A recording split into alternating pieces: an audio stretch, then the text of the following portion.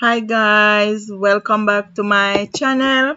Welcome to Al's Agrology MECCA. Now remember to like, remember to subscribe, remember to share. Subscribe so that you will be the first to know when new information is added to Al's Agrology MECCA. We are going to look today at the introduction to grade 7 agricultural science, and we are going to be looking at part 2. So we are looking at the history of agriculture. Now we are going to start with the hunters and gatherers. Now early humans got their food by hunting animals and gathering wild fruits, roots, and berries. Hence the name hunters and gatherers. Among their distinguishing characteristics, the hunters and gatherers actively killed animals for food, instead of scavenging meat left behind by other predators, and devised ways of setting aside vegetation for consumption at a later date. And here we have pictures of them hunting and gathering wild fruits, roots, and later on wild animals. The hunters and gatherers use different tools to gather their foods. So the early hunters and gatherers used simple tools. During the Stone Age, they sharpened stones, and these were used for cutting before hand axes were developed. They developed wooden and then stone-tipped spears for hunting. They later developed more specialized hunting techniques by inventing fish hooks, the bow and arrow, harpoons, and more domestic tools like bone. These more specialized tools enabled them to widen their diet and create more effective clothing and shelter as they moved about in search of food. And here we have the different tools and sharpened stones that were used in the Stone Age to hunt for food. After the hunters and gatherers, we have the nomadic herdsmen. Now, much later, people began to tame animals. So after the hunting of wild animals, people started taming animals. Some followed the grazing herds, which moved from place to place to find food.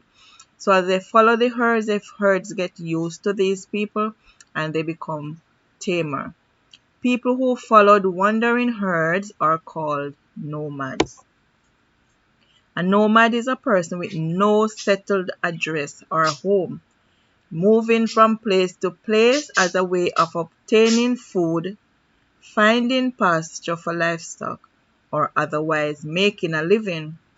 Most nomadic groups follow a fixed annual or seasonal pattern of movements and settlements. So these nomads would follow the animals, the wild animals, wherever they go to graze.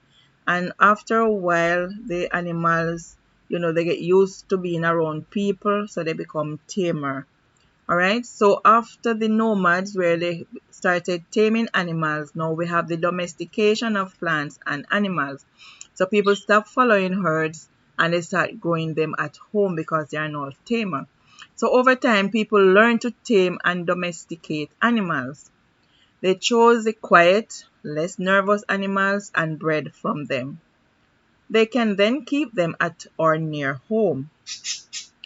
Domestication is the process of adapting wild plants and animals for human use. Domestic species are raised for food, work, clothing, medicine, and many other uses. Domesticated plants and animals must be reared and cared for by humans. And so we have them now near home, fruits at home, animals near home, and so they are domesticated. Now, goats were probably the first animals to be domesticated, followed closely by sheep. The easiest animals to domesticate are herbivores that graze on vegetation. because they are easiest to feed. Domesticating plants mark a major turning point for humans, the beginning of an agricultural way of life and more permanent civilization. Humans no longer had to wander to hunt animals and gather plants for their food supplies because they are now domesticated, and so they are now reared at home or close to home. So you'll find many persons are rearing, for example, chickens at home. Persons have their goats and cattle at home. Agriculture now becomes more modernized, and the cultivation of domestic plants allowed fewer people to provide more food, right? So fewer persons are now farmers, and you have the other persons will go and buy food and so forth. The stability that came with regular predictable food production led to increased population density. So because people now can rely on more food or more food production, regular supply of food, um, population increase, population density. So we have more variety of food and we have more production of food to the point where we have to now import food to feed our country or our nation. Now people were able to do more than hunt for each day's food, right? So nowadays people can do more than just go about hunting for food. People can now comfortably relax because they can go to the supermarket, the farm store, they can buy food, so they can travel, they can trade, and they can communicate. So they can do more than just searching for food now.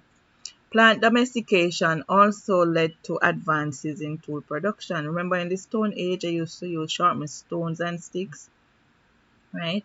So people later now developed metal farming tools and eventually use plows now to pull and they are pulled by animals. But nowadays, there are some parts of the world that still have plows being pulled by animals, but we also now have the modernized version where the plows are being pulled by tractors and other farm machinery.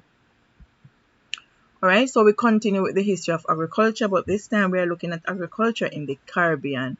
And so we have pre-colonial agriculture, colonial agriculture, and we have post-colonial. Alright, so pre-colonial agriculture involves the native people such as the Tainos, the Caribs, and Arawaks, who they does mainly farming or fishing and subsistence farming. Alright, so these were the native people of Jamaica and many Caribbean countries. This was before we were colonized by the British and the Spaniards. Now, during colonization, the Caribbean countries were mined for gold, which were brought back to Spain by the Spaniards. At that time, sugar was a luxury and also Britain's largest import, which made the Caribbean a prime interest for growing sugarcane. Because the Caribbean islands have plentiful sunshine, abundant rainfalls, and no extended frost, which were well suited for sugarcane agriculture and sugar factories. During the colonial period, they organized agriculture to focus on the establishment of plantations of cash crops, replacing traditional farming to maximize profits. Sugar plantations were established in the Caribbean by exploiting slave laborers, and many of these slaves were African. That's where our foreparents are from. Now, after colonization or the colonization period, the Caribbean sugar production became relatively expensive in comparison to other parts of the world that developed their own sugar cultivation industries, making it difficult for Caribbean sugar products to compete. As a result, the Caribbean economy diversifies into new activities, became essential to the islands, which resulted in the incorporation of other crops and other industries such as tourism. And this became very necessary to diversify because of the difficulty to sell our sugar. And we need foreign exchange. And our tourism now is doing very well. So we continue after colonization into conventional farming. We continue with conventional farming because during the plantation era, that was also conventional farming, also known as industrial agriculture. Refers to farming systems which include the use of synthetic chemical fertilizer, that is the one that you would buy at the farm store, pesticides, herbicides, and other inputs. It also involves genetically modified organisms, concentrated animals feeding operations, heavy irrigation, intensive tillage, and concentrated monoculture production. And monoculture is just planting like the sugarcane, just sugarcane year after year, pineapple on a piece of land year after year, citrus on a piece of land year after year. Those of us who are living in Jamaica, we know about Montpelier where we have the citrus farm. We know about St. Mary's banana, that's monoculture. Thus, conventional agriculture is typically highly resource and energy intensive, but also highly productive. So from one big piece of land, you can gather a lot of food, but it's a lot of work, laborious work. Conventional farming is a modern method of farming which are designed to produce large quantities of food to be sold for a profit. In this system, they rely on the use of machinery and chemical. The main type of conventional farming is called monoculture. This is where large areas of land are planted with the same crop year after year. It often leads to great profit but have negative effects on the environment, such as the usage of the same nutrients over and over, soil erosion, greenhouse effect because of the use of synthetic chemical. So it became necessary for non-conventional farming system to be instituted. So it have been developed in response to concerns about the effects of intensive system on the environment and the quality of food produced. So non-conventional farming systems have been developed because of the concerns that raised about the conventional farming systems on the environment, the effect it has. It is the most times labor intensive and yields are lower than conventional farming. So non-conventional farming is most times labor intensive, and especially when you have to start off with the construction, right? It's labor intensive and yields are lower because it's probably a smaller area that we use, right? So yields are lower than conventional farming. They lend themselves to part-time occupation. That means you can have your 9 to 5 job and you can still carry out non-conventional farming at home. So you can have potted plants, container garden, you can have your aquaponics at home, your grow boxes, you can do it on your rooftop, you can have a little garden. Better use of small space, and it can be done in developed and urban areas.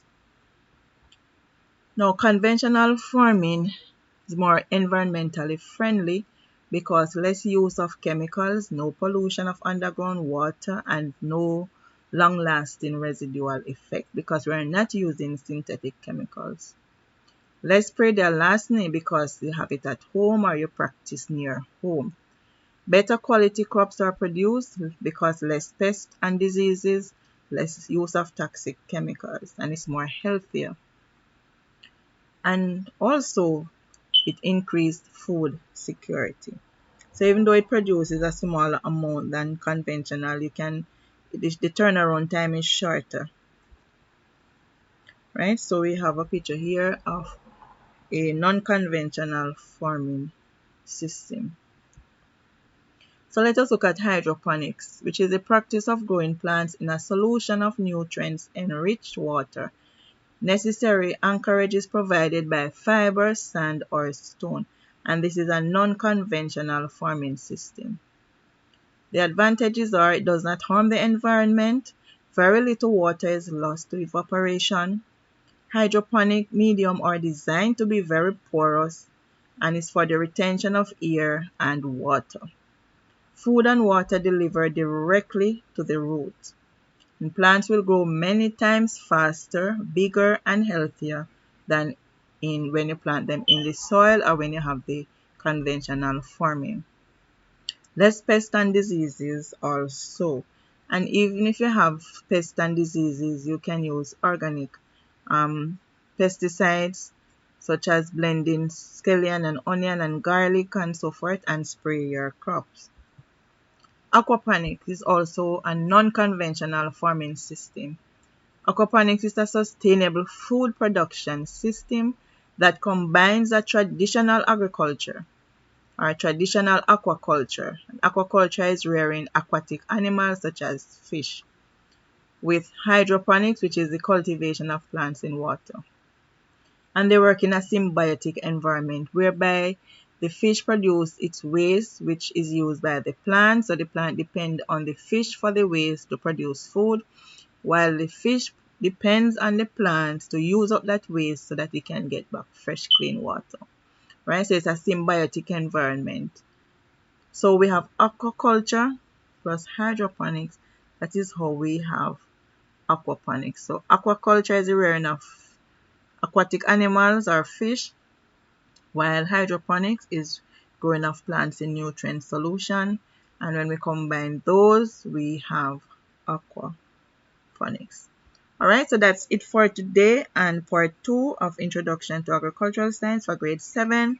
Now remember to subscribe to Al's Agrology MECCA so that you will be the first to know when new information is added. Stay tuned for part 3.